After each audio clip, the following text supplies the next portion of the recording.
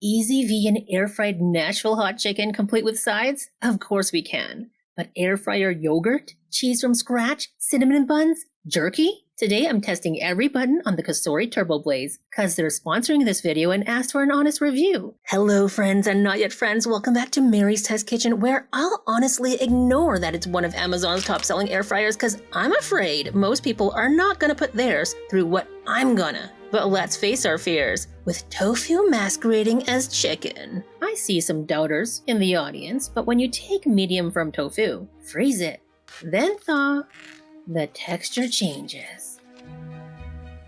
Now it's super easy to squeeze out the water. And it's ready to soak up flavor. It's not just the meaty flavor we want. It's also tangy with dill pickle brine, balanced with brown sugar, spicy with Louisiana hot sauce, savory with vegetable bouillon powder or mushroom seasoning. Actually, with all the seasonings, together that's what really gives it a chickeny vibe. Add tofu in pieces, gently press down so it can soak up. There should be no pools of marinade left. It's deep inside our nuggets now. While that sits, it's a good time to preheat the air fryer. With the preheating button. How convenient. Also convenient, these incidentally vegan canned biscuits that you can find in almost any grocery store refrigerated section that I've found. I'm facing my fears again. Now, should I use a baking pan or chance it directly on the PFAS-free non-stick ceramic crisper plate? Well, we are here to take chances, make mistakes, and get messy, aren't we? Let's use the bake button, which dials down the fan.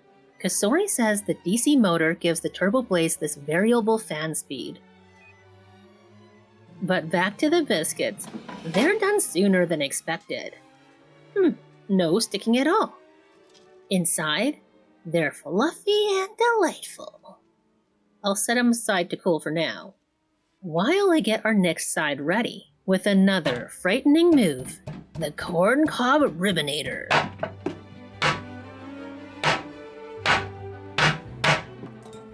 Now a little oil. That'll help the seasoning stick. And remember the recipes with all the amounts for everything, I'm going to put it in the pinned comment below. I'll set these aside for now because our tofu chicken needs a new outfit. I mean a 3-step dredge. Firstly, dry seasoned flour. Then a wet wash of some kind. I usually use chickpea flour with water, which actually comes out better, but I'm out of that, so it's just egg, aka the vegan egg alternative, with some additional water to thin it out like a kind of a thin, crepey pancake batter. You can use what you have. Remember, this is going to be your vegan Nashville hot knot chicken, and there are no rules. Where's the third step? It'll come later. But first, a thin base layer of seasoned flour. There's lots of leftover because it's time to add my secret crunchy weapon, crispy rice cereal. Then it's time to dunk, transfer, and sprinkle.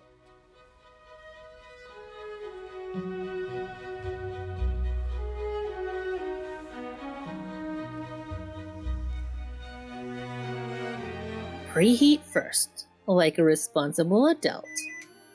Then I'll place our nuggets in. I love the large capacity of this 9 by 9 inch basket. It fits about 1.5 blocks worth of the coated tofu. Good thing I can freeze the extra and air fry them another day. Air fry at 400 degrees Fahrenheit. I set it for 10 minutes. Plenty of time to make a fresh veggie side. And then we can check on our nuggets. Looks ready to flip already. Get them over to one side, because we need room for our corn ribs. Spray a little oil, and I'll keep the same temperature. Give it 10 minutes. Just enough time to get our Nashville hot chicken style seasoning oil ready.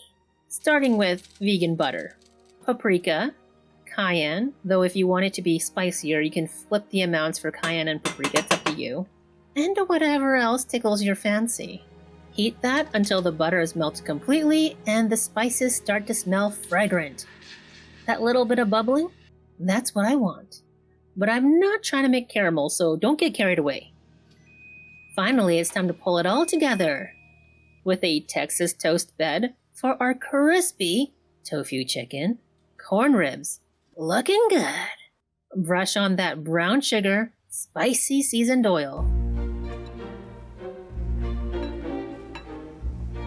Dill pickles. And let's not forget our warm biscuits. The Nashville hot tofu chicken is crispy and crunchy on the outside. The turbo air fryer mode really does the job of keeping it juicy on the inside at the same time. It goes extra well inside one of these fluffy biscuits. And the corn ribs are perfectly cooked as well. The seasoning is just right and the kernels are still juicy inside too. All in the air fryer. Except I cheated a little, didn't I? With the spice oil made on the stove and the veggies that weren't even cooked. So let me redeem myself with my eggplant unagi dinner. Starting with Chinese eggplant, these long kinds, you want to choose one that's more uniform in width, shiny with perfect skin, and about 11 inches long. Poke some holes so the skin won't explode, because otherwise it will, trust me. Air fry at 400 degrees Fahrenheit for 12 minutes. In the meantime, let's make unagi sauce, a sweet and savory Japanese sauce made for unagi, aka eel, which of course we are replacing with eggplant today. The eggplant is done and as you can see, quite soft. It's too hot to handle, so I'll put it aside while we prep our greens. All these little layers hide dirt. So I rinsed this off camera and pat it to dry. Spray some oil, grate in some garlic, and sprinkle salt. And give it a little massage. Then set it aside, because it's time to make air fryer fried rice. Directly into the basket with a cup of frozen jasmine rice, which I always keep on hand, don't you? Then a cup of frozen cauliflower rice. Now you can do this all regular rice or all cauliflower rice too, because this is going to be your fried rice and there are no rules. Except it's really going to be better with frozen peas and some fresh corn. Plus, that's not cheese, although I'd forgive you for thinking that since it's what happens on this channel. But this is extra firm tofu that I'm grating. Otherwise, this meal wouldn't have very much protein. This way, I'm sneaking it in. Plus an extra spritz of oil. And 2 tablespoons of water over the frozen rice so it doesn't get too dry. Then into the air fryer, reheat button for the default 5 minutes, and away she goes. Just enough time to open up the soft eggplant. It's just ready to fall apart. I'm going to make some splashes to make it look more like unagi, but not really. And add our unagi sauce from earlier. You'll find that you won't need all of it, and some of the brown sugar is sinking to the bottom, so, don't worry about it. You're gonna probably have a tablespoon or 2 left over, and we're gonna use that up later. Back to the fried rice.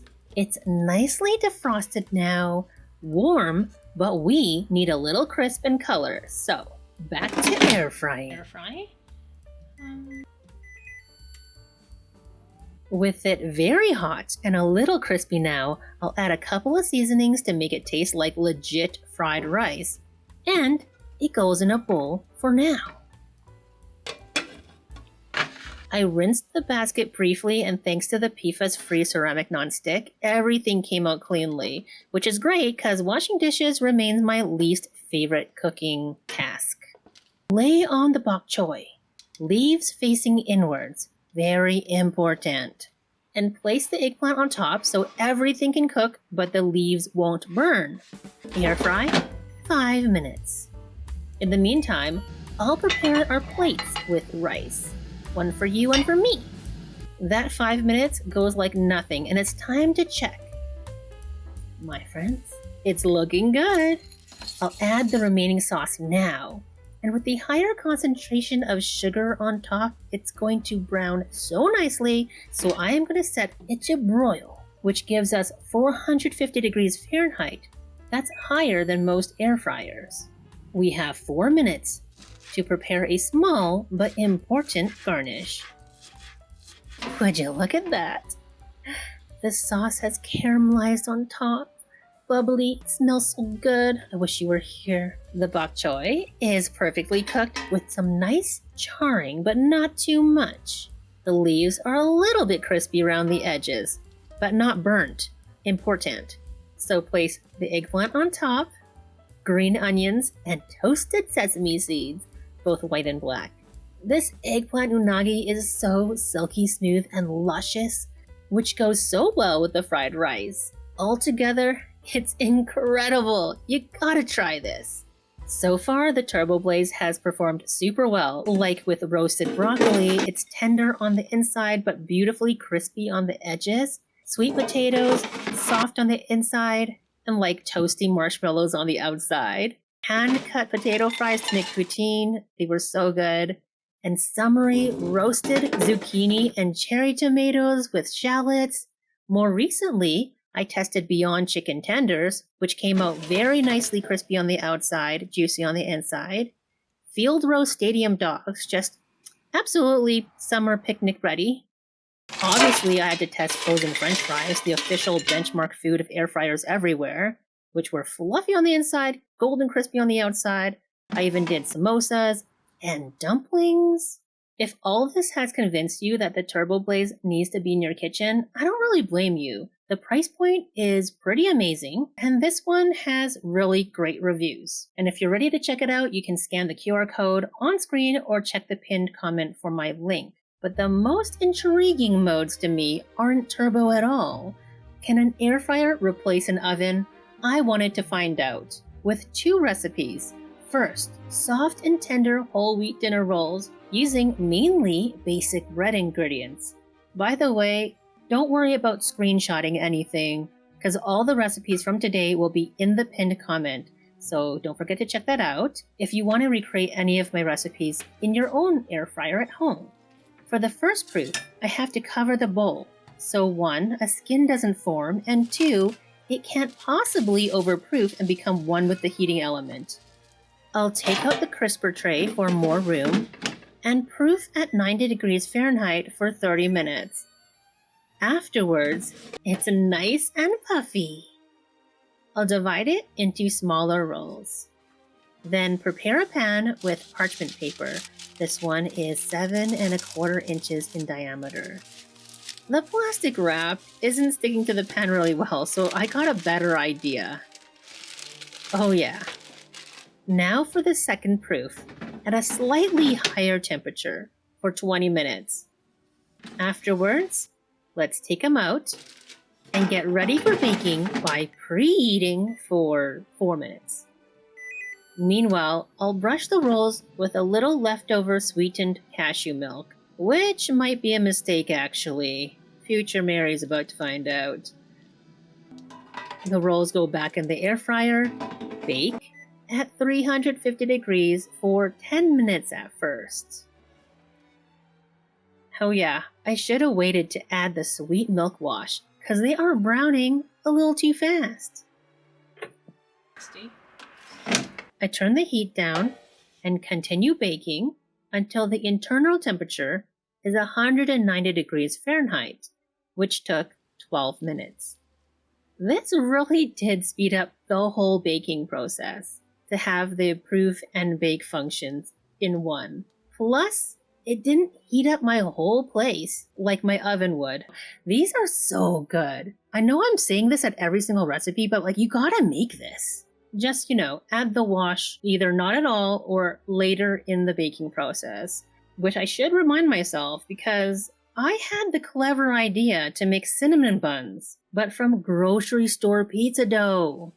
How easy would it be to roll out the chilled dough, slather on some softened vegan butter, add a bunch of cinnamon and brown sugar, then roll it up, cut up that log, and put it in a parchment-lined pan.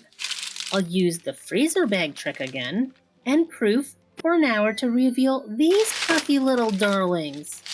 Then, to add extra richness, since pizza dough isn't usually very rich, I put a little vegan butter on top.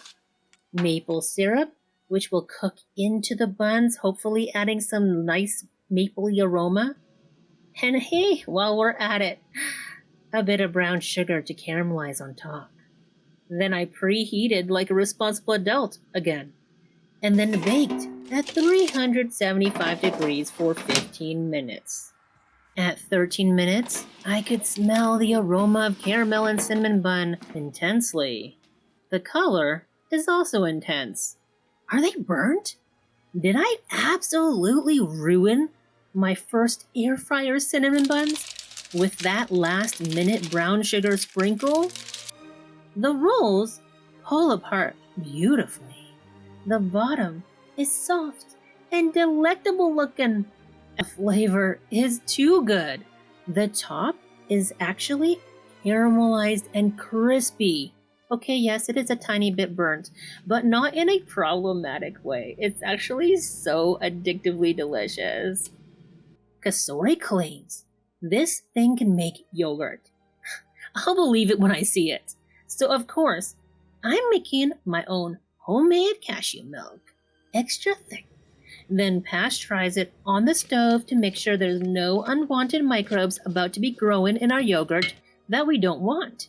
And let it cool down to a probiotic-friendly body temperature. Guys, it's like already yogurt texture, but not yogurt taste. So you can add a tablespoon or two of live yogurt from the grocery store if you have one.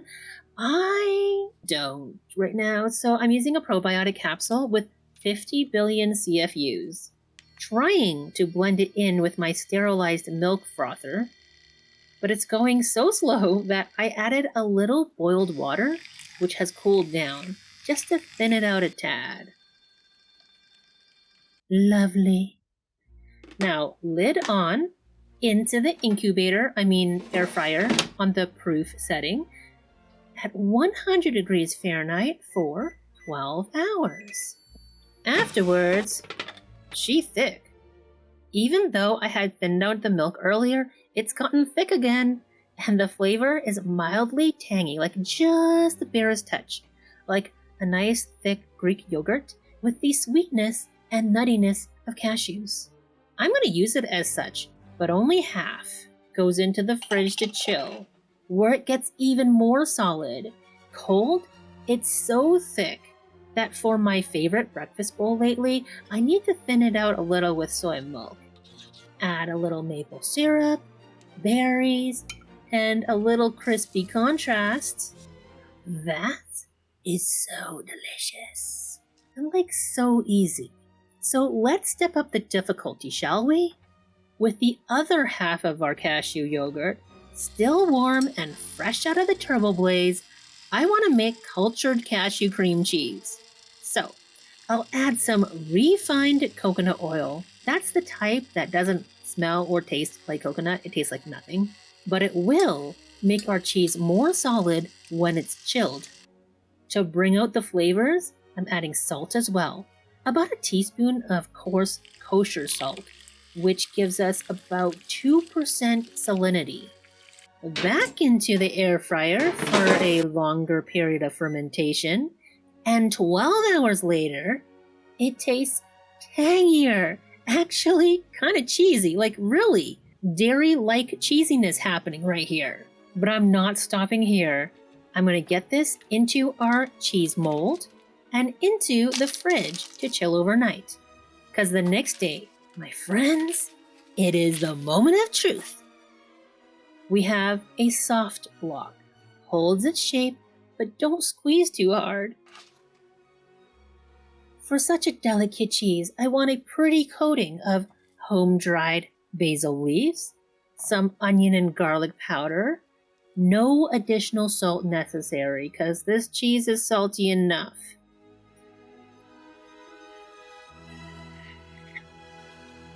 Beautiful. But you know what this picture needs? Some bread. So I took out the leftover dinner rolls that I froze earlier, put it into reheat a few minutes, and that is just perfect. Load on some cultured cashew cream cheese. My friends, it tastes amazing. You really have to try this. I know I keep saying that, but you really, really do. It's just too easy, and the payoff is way worth it. If you didn't already have a bread proofer, a yogurt maker, a tempeh incubator, the Cosori TurboBlaze can really be that for you. But can it be your dehydrator? I had my doubts. You remember when I dried pineapple rings and I said, my concern is with the surface area. Is it really worth the trouble? Well, I had to eat my words. After I sliced up this juicy watermelon, laid it out, and used the dry mode to make watermelon jerky? It's so sweet. You don't need a lot for it to be very satisfying. Or for banana chips. I fit a whole thinly sliced banana, just one. And yes, that doesn't make a ton, but they taste like pure sunshine. If sunshine tasted like sweet banana with caramel notes and a crispy, chewy texture. One thing I am on the fence about, though, is this mushroom jerky. I made it inspired by the Whole Food Plant-Based show, and I'll link their video in the pinned comment as well. They blend their mushrooms with dates and other seasonings, then they spread it out on a drying sheet. I just used parchment and let it dry. It took a really long time, and during that time, it made the whole place smell very mushroomy. So much so that I had to put it out on the balcony, which I'm pretty sure is against the manual. Still, this mushroom leather looks and tastes pretty friggin' darn good. It's intense though, so if mushrooms are not your thing, you're probably not gonna like it. But I do. It's just the smell when it's drying. Not everyone in your household is gonna love it. Plus, while the TurboBlaze is drying your jerky or watermelon or banana chips, you can't be using it for other things, which you'll want to, because I know I did.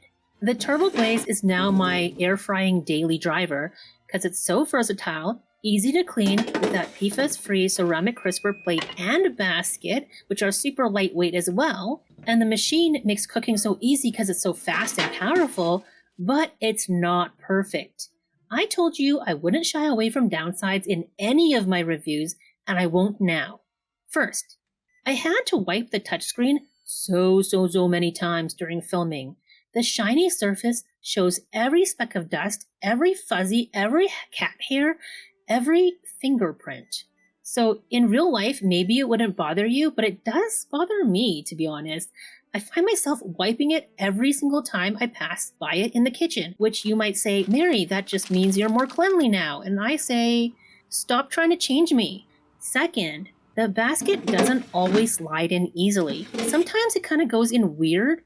You have to pull it out and then back in again. It's not a problem. It's just like I wish this was better, you know? Thirdly, this is kind of a pro, but also a con, because it does cook faster. But that means you have to adjust your regular everyday air fryer recipes that you find online or on the packages of frozen food. Usually, I find you can keep the same temperature, but be prepared to take the food out earlier. But all in all, I do love the large format, which has a little more surface area than many air fryers, plus the convenience of the ceramic nonstick for cleaning, the versatility of using it with or without the crisper plate. I'm already very used to having the different fan speeds, so I'm thinking that's going to be hard for me to go back. So I won't. The happy little chiming is great. I wish all my appliances were so pleasant sounding. If you're thinking the same thing, that it's going to be super useful for you, do check out the link that I have in the pinned comment. If there's any sales, I'm going to mention it there. Or you can scan the QR code on screen now. Thank you so much for watching, my friends. If there are any other air fryer recipes or hacks or things you want me to test,